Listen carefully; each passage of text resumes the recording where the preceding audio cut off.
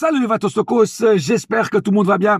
On se retrouve, oui, déjà pour une nouvelle petite vidéo, je vous l'avais promis hier, sur mon débrief. Oui, parce que mardi, c'est le match qu'on attend tous, c'est le match fatidique. C'est le match très important pour savoir si on est à niveau ou pas, si on a une équipe digne d'aller en Ligue des Champions et surtout digne de continuer dans la Ligue des Champions plutôt. Le match contre City.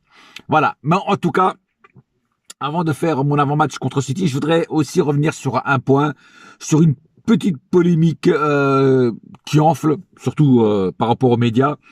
Mais moi, je vais dire quand même quelques mots sur ce point. C'est sur Mbappé, qui hier, monsieur n'a pas été content et s'est pris la tête, enfin entre parenthèses, avec Neymar, parce que Neymar ne lui passait pas le ballon pour pouvoir marquer des buts. Alors, Kylian Mbappé, mon petit, il va falloir que tu redescendes un petit peu ton ego, parce que t'as vraiment chopé le boulard. T'es un enfant pourri gâté, frère. Je te le dis franchement. Hein, tes sauts d'humeur me commencent à me gonfler, à me casser les bonbons, tu vois. Et quand je reste poli, parce que toi, tu fais pareil. Tu fais pareil. Des fois, tu veux en faire trop. Il y a des collègues à toi qui sont démarqués et tu leur passes pas la balle, tu préfères shooter ou tu shootes contre le gardien ou tu shootes à côté.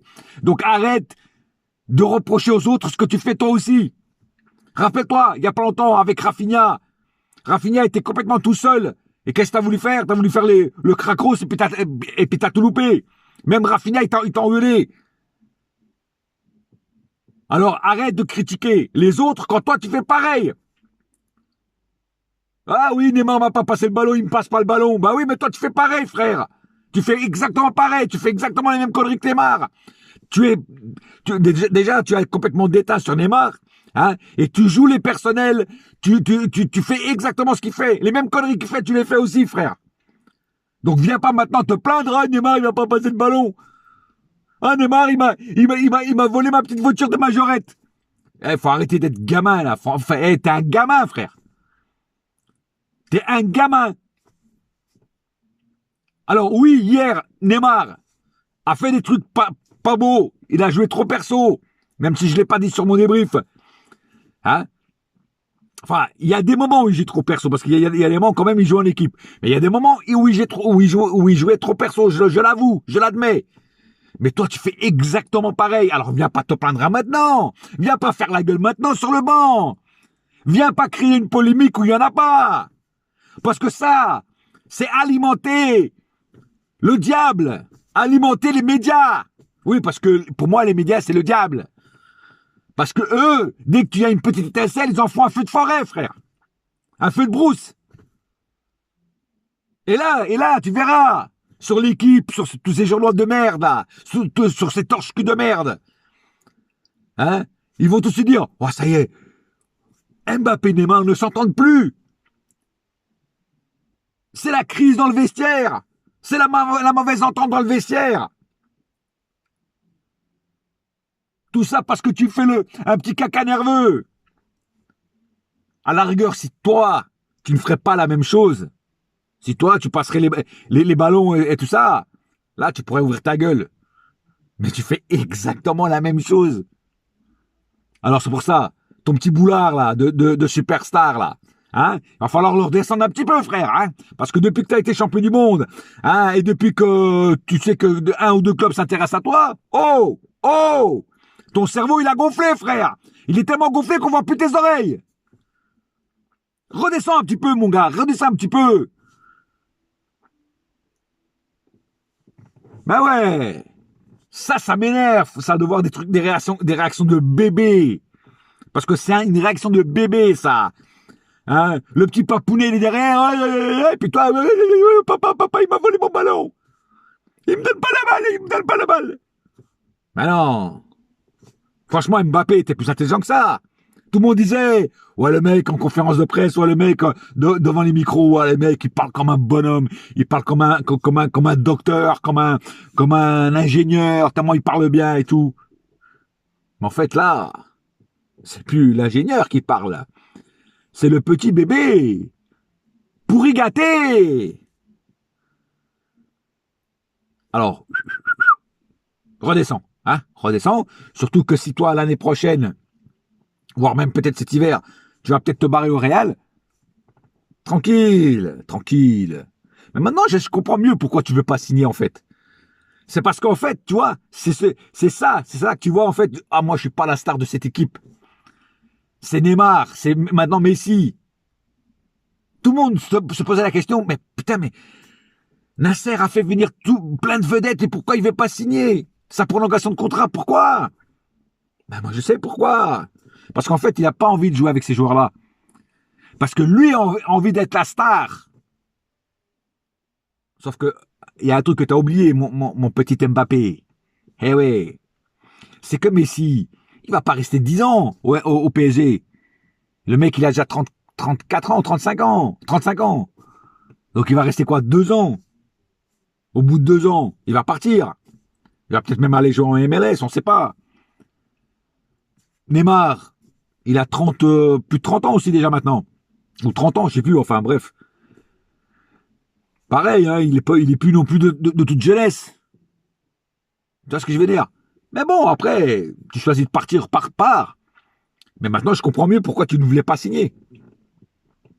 Parce que justement, tu savais que tu allais être oublié quand Messi serait là. Tu savais que le tic-tac Neymar-Messi, ça allait reprendre. Et que toi, bah, tu allais passer aux oubliettes, mon frère. Eh ouais, Neymar, en fait, quelque part, il s'est servi un petit peu de toi, tu vois. Allez, l'autre, il est pas là. J'ai joué avec lui, comme ça, je vais être bien vu. Et puis après, paf, Messi est de retour. Et toi, je vais t'oublier. Toi, je vais te mettre aux oubliettes. Ah ouais, mais c'est pas parce que ça arrive qu'il faut aussi que tu joues les mecs, les stars outrés. Parce que l'autre, il t'a pas passé le ballon. Et je répète et je continue et je signe. Tu fais pareil. Donc arrête de faire des caprices d'enfants gâtés. Et tout ce qu'on te demande, c'est de jouer au football. Sérieusement. Il te passe pas le ballon. C'est pas grave. Tu auras une occasion un autre où tu la planteras au fond. Parce que moi, ce que j'ai vu jusqu'à maintenant, quand tu as eu des occasions, quand tu as eu le ballon dans le pied, tu les as pas foutus au fond, tu les as foutus à côté ou contre le gardien. Donc viens pas aussi dire que c'est que la faute de Neymar. Que tu sois frustré parce que ça fait longtemps que tu n'as peut-être pas marqué un but, un truc comme ça, je peux le comprendre. Mais remets pas la faute sur les autres. Remets-toi en question et te dis non, je dois faire mon taf. Que l'autre me passe le ballon ou pas, je dois faire mon taf pour l'équipe, pour le club, pour les couleurs que je représente. Et non pas pour moi. Voilà, ça c'était mon petit coup de gueule sur Mbappé. Maintenant passons à l'avant-match. Alors, City, eh oui, c'est une équipe qu'on va recevoir au Parc des Princes, c'est une équipe très forte, c'est une équipe qui a un jeu magnifique, qui s'ouvre, qui crée des occasions, et c'est une équipe qui va être dure à jouer, parce que le match contre Chelsea, hein, les mecs, ils ont quand même été gagnés contre Chelsea chez eux. Après, ça veut rien dire. Les matchs s'enchaînent et ne se ressemblent pas. Mais ça sera un match quand même où il faudra monter notre qualité de jeu, pas ce qu'on a vu dernièrement. Alors oui, hier, le match m'a un petit peu rassuré, mais c'est encore loin du top. C'est encore loin de l'extase. Alors oui, il y en a certains qui vont me dire oui, mais il n'y a pas Messi, oui, il n'y a pas Verratti, oui, il n'y a pas ceci, oui, il n'y a pas cela, il n'y a pas de beurre dans les épinards. Mais ça, on s'en fout, frère. On ne peut pas être dépendant d'un joueur. Et surtout avec tous les joueurs qu'on a sur le banc. N'oubliez pas qu'on a éliminé le Bayern et le Barça avec des Becker et des Draxler et des joueurs comme ça. Et des Diallo et des... Voilà. Donc, mardi soir, il faudra rentrer sur le terrain et être des vrais barbares, des vrais warriors, des mecs qui représenteront le Paris Saint-Germain dans toute sa splendeur. C'est ça que je veux voir sur le terrain. Je veux voir du jeu, des créations d'actions, des joueurs qui créent des actions dangereuses dans l'autre camp. Et de préférence, de ne pas les laisser aller dans le nôtre. Et surtout les étouffer. Faire des marquages sérieux. Dès que le City a la balle, paf, il faut être dessus sur le joueur. Tout de suite, il faut les étouffer. Il faut étouffer le poussin dans sa coquille, direct. Pas le laisser manœuvrer. Il faut faire une pression de fou, comme un étau sur un bout de ferraille, frère. Il faut les étouffer, il faut les étrangler, il faut je sais pas, les crucifier, mais il faut les étouffer à la gorge. Il faut leur faire je sais pas, un garrot à la gorge, frère. Tu prends ta ceinture et puis tu l'étrangles, frère. C'est ça qu'il faut faire. Il faut pas les laisser bouger. Il faut pas les laisser faire leur jeu. Parce que si tu les laisses bouger, eux, ils vont te mettre dans leur poche. Et c'est ça qu'il faut pas laisser faire.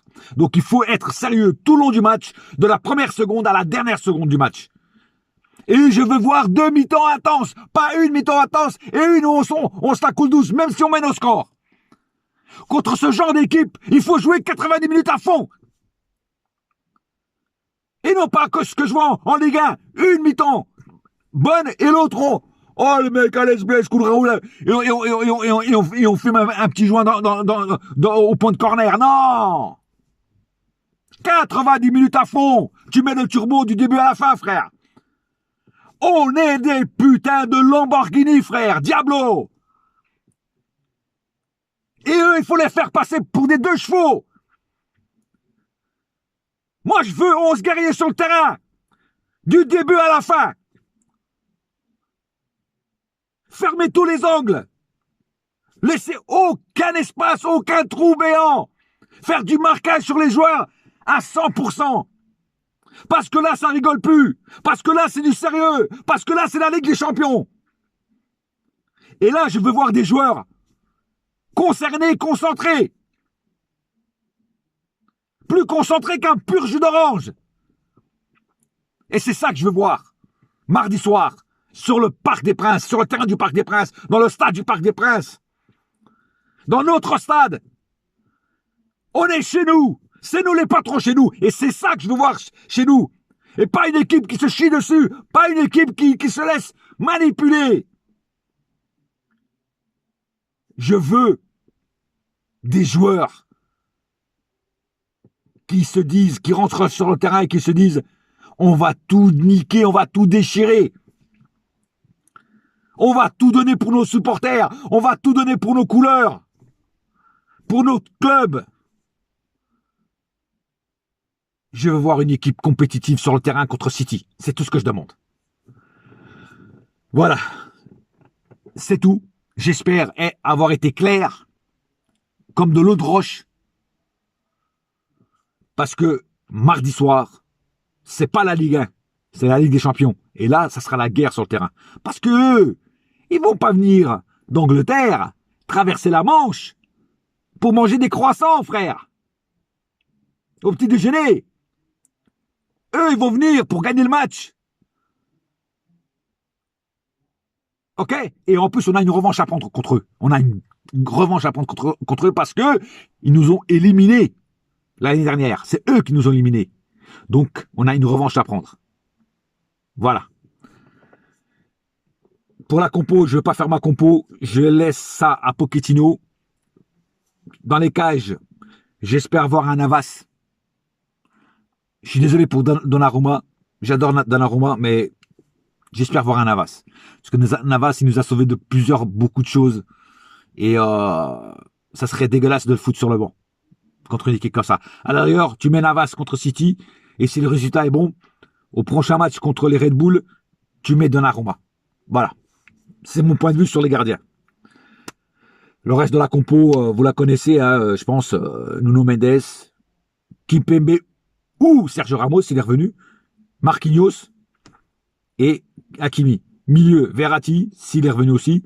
Verratti, Idrissa Gueye, Herrera. Moi, je mettrais ces trois-là parce que c'est ces trois-là les meilleurs pour moi en ce moment. Même si là, j'ai pas vu le niveau de Verratti parce qu'il était blessé, mais en tout cas, Herrera et Gueye, ils sont en forme, donc faut les mettre. Et Verratti, s'il est là, bon, Verratti, quand PSG a Verratti, le PSG au milieu est plus solide. Et devant, bah, tu sais très bien de qui je vais parler. Neymar, Messi, s'il est revenu aussi, et Mbappé. Je suis désolé, Di Maria sera sur le banc. Dans ma compo, elle sera sur le banc. Et ça sera un joker de luxe si en cas ça se passe mal. Voilà.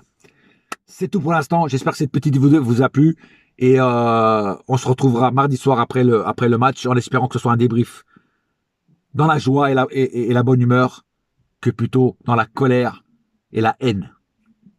Rendez-vous mardi soir. Sur ce, bon dimanche. Un seul cœur, un seul club, c'est Paris ma gueule. Yes my friend. Et la saga continue. Allez.